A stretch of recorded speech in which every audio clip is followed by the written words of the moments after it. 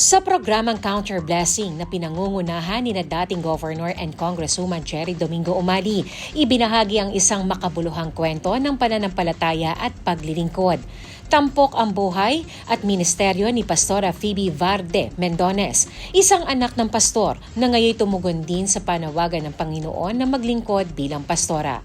Ibinahagi ni Pastora Phoebe na lumaki siyang saksi sa sakripisyo at katapatan ng kanyang mga magulang na nasa ministeryo ng mahigit 35 taon at patuloy pa ring naglilingkod hanggang ngayon. Bilang isang pastor's kid, nakita niya ang parehong hamon at tagumpay ng paglilingkod at kung paano tumutugon ng Diyos sa kanilang pang-araw-araw na pamumuhay.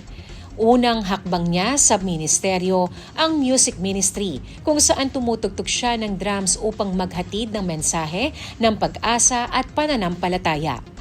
Ngunit kahit aktibo siya sa simbahan, aminado siya na hindi niya pinangarap maging pastora.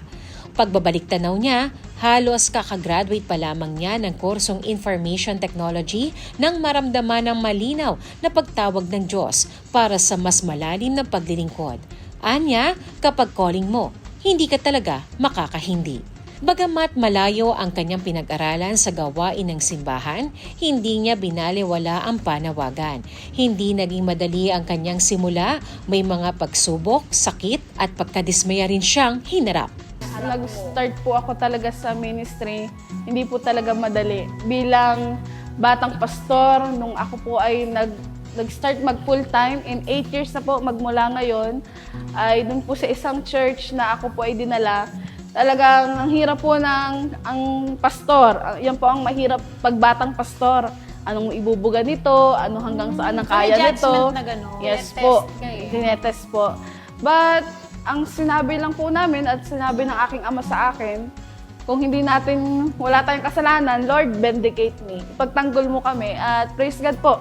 Talagang sa side ko po, masakit po talaga. Tao po tayo eh. Sa kabila ng lahat, natutunan ni Phoebe na magpatuloy, magpakatatag at kumapit sa Panginoon. Ayon sa kanya, mahalagang magtiwala sa Diyos kahit sa mga sitwasyong mahirap unawain. Sa halos 8 taon ng tuloy-tuloy na paglilingkod, malinaw kay Pastora Phoebe kung ano ang kanyang pinagpapasalamat. Ito ay ang mismong pagkakatawag sa kanya ng Panginoon upang maglingkod at ang kanyang proteksyon at presensya sa bawat yugto ng kanyang buhay. Para sa kanya, walang katumbasang kapayapaan at kagalakang dulot ng pagtupad sa layunin ng paglilingkod sa Panginoon.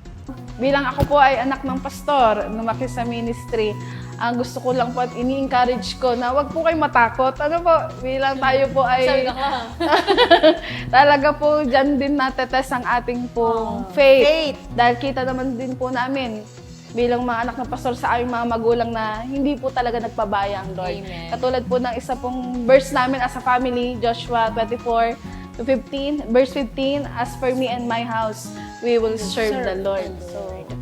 Ang kanyang kwento ay paalala na hindi kailanman nasasayang ang buhay na iniaalay sa paglilingkod. Maging ang mga hindi inaasahang panawagan ay maaaring magbunga ng mga pagpapalang lampas pa sa ating inaakala. Kasama si Elsa Navalio, Shane Tolentino, para sa Balitang Unang Sigaw.